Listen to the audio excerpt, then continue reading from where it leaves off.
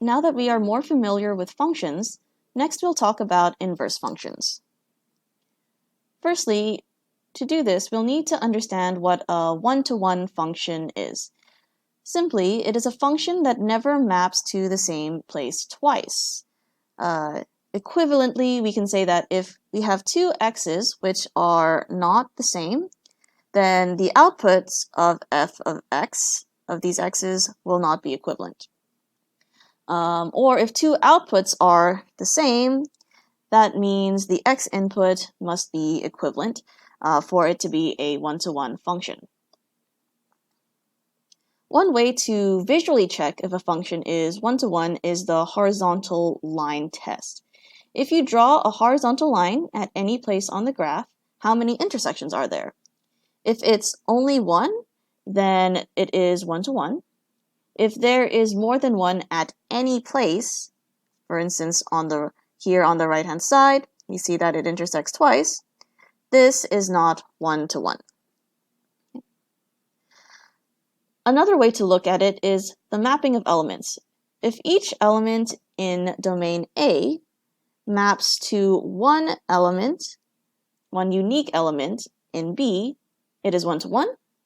However, if different elements map to the same element in B, then it is not a one-to-one function.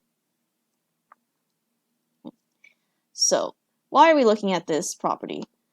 Well, for any one-to-one function, f, there also exists a way to reverse the process.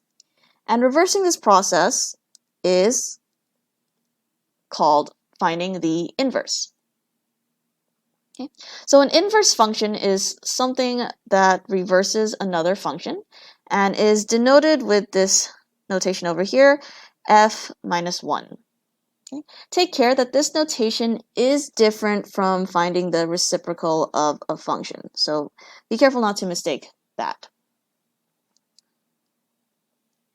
So to find the inverse function, we will follow these steps. We first solve y is equal to f of x for x in terms of y, and then interchange them. So let's try this out. So y is equal to x cubed divided by 3. So first we're going to solve the equation for x. So first I can go ahead times 3 to both sides. And then let's go ahead and find the cube root of 3y over here.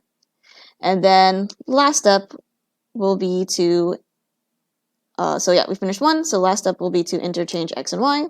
So y is equal to the cube root of 3x. And now we have gotten the inverse function. One interesting thing to note also about inverse functions is when graphed, it is just the reflection of the original function along the line y is equal to x, since we are interchanging x and y. And that is our inverse functions.